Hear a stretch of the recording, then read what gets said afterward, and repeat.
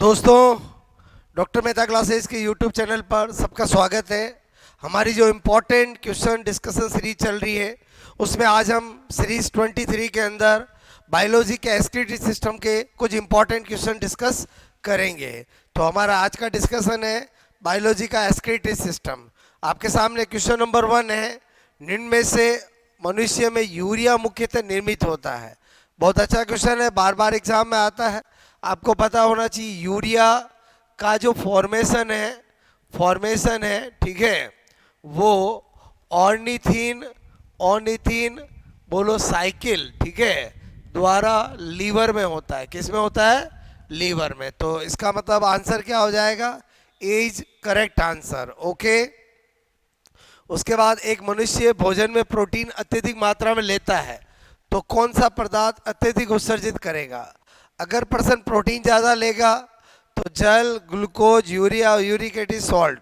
तो यही आंसर होगा, क्योंकि इमेजिन करो ये प्रोटीन बोलो ज़्यादा खाएगा तो आफ्टर डाइजेशन, ठीक है, डाइजेशन ब्लड में क्या आएंगे? Amino acid. क्लियर? ओके। और वही जाकर के क्या बनाएंगे? आपका यूरिया और यूरिक एसिड। क्लियर? तो आंसर क्या होगा? बोलो सी। उसके बाद आपका है कि स्तनियों का उत्सर्जित पदार्थ होता है यूरिया होता है, बिकॉज हम यूरियोटेलिक होते हैं, ठीक है। तो उत्सर्जित पदार्थ क्या होगा? बोलो आपका यूरिया, ठीक है। नाइट्रोजन युक्त कौन सा पदार्थ अत्यधिक विषैला होता है? बहुत अच्छा क्वेश्चन है, अक्सर एग्जाम में आ जाता है। तो आपको एक है यूरिया, एक है यूरिक एसिड, एक है अमोनो एसिड और एक अमोनिया। सबसे टॉक्सिक जो होता है नाइट्रोजनस सब्सटेंस वो अमोनिया होता है। उसके बाद मनुष्य में यूरिक अम्ल का निर्माण किससे होता है? प्यूरिन से, प्रोटीन से, ग्लूकोज से, पिरिमिडीन से। तो आंसर क्या होगा? बोलो प्यूरिन, क्योंकि यूरिक एसिड जो होता है वो प्यूरिन का ही डेरिवेटिव होता है। क्लियर? निम्न में से कौन से जंतु यूरिकोटेलिक होते हैं? आपको पूछा यूरिकोटेलिक। क्लियर? हमारे दिल दिमाग में रहना चाहिए कि जो रेप्टाइल्स है, ओके, एवीज है, ओके, इंसेक्ट है, ओके, ये सब, और प्रोटोथीरिया है, ये सब यूरिकोटेलिक होते हैं।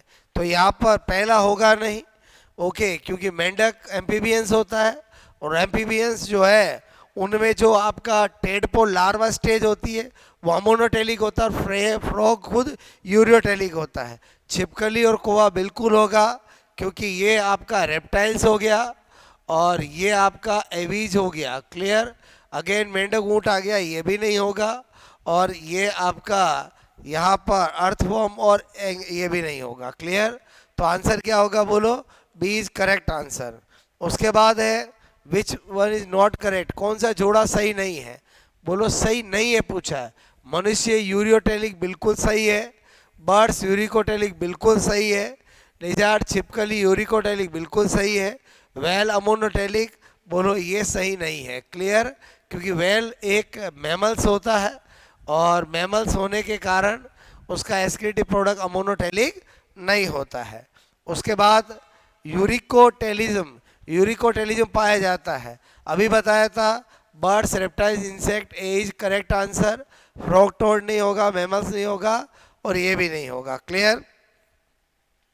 उसके बाद एक मनुष्य काफ़ी लंबे समय तक भूखा रहता है तो उसके मूत्र में असामान्य मात्रा पाई जाती है, ये भी इम्पोर्टेंट है, फैट्स की, अमीनो एसिड की, ग्लूकोज की, कीटोन्स की।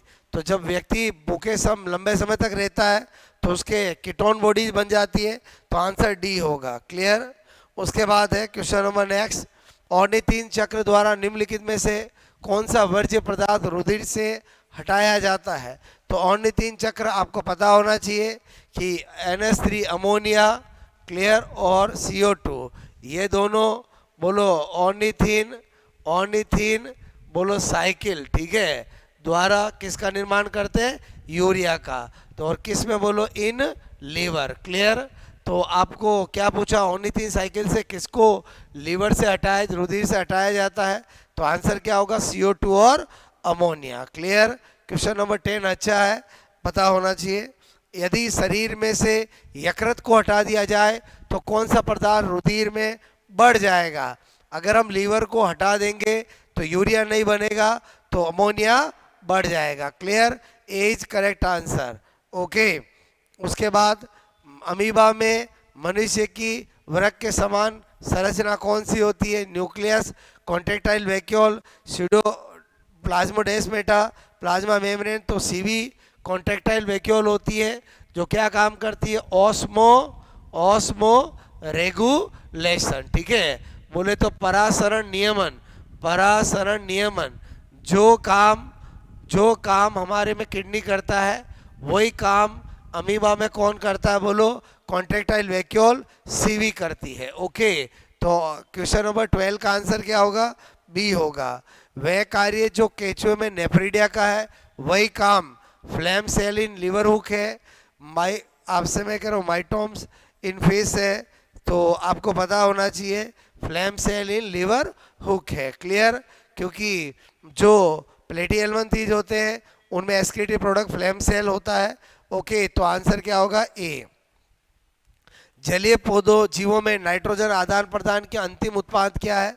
अगर बात एक्वेटिक की आएगी तो एक्वेटिक में क्या होगा? बोलो, अमोनिया। ठीक है, क्योंकि जलीय जंतु अमोनोटेलिक होते हैं। क्या होते हैं?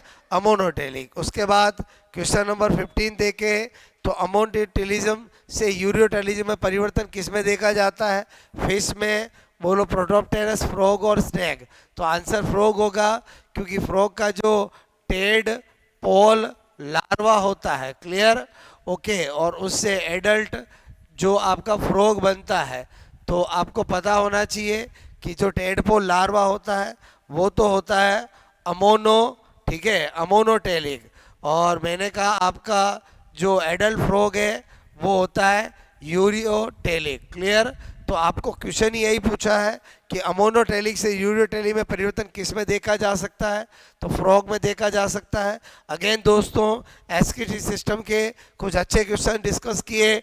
हमारा एक ही मुहिम है कि आपको कंटिन्यूसली, बोलो फिजिक्स हो, केमिस्ट्री हो, बायोलॉजी हो, उनके अलग अलग टॉपिक के कुछ अच्छे क्वेश्चंस मिले जो आपके लिए एग्ज़ाम में और आपके कॉन्सेप्ट को बनाने में बेहतर साबित हो। क्लियर? अगर कोई नया स्टूडेंट जुड़ा हो जिसने डॉक्टर मेहता क्लासेज का यूट्यूब चैनल सब्सक्राइब नहीं किया हो तो कर लीजिए, आपको उससे नए नए नोटिफिकेशन वीडियोस आपको मिलते रहेंगे। Okay, best of luck.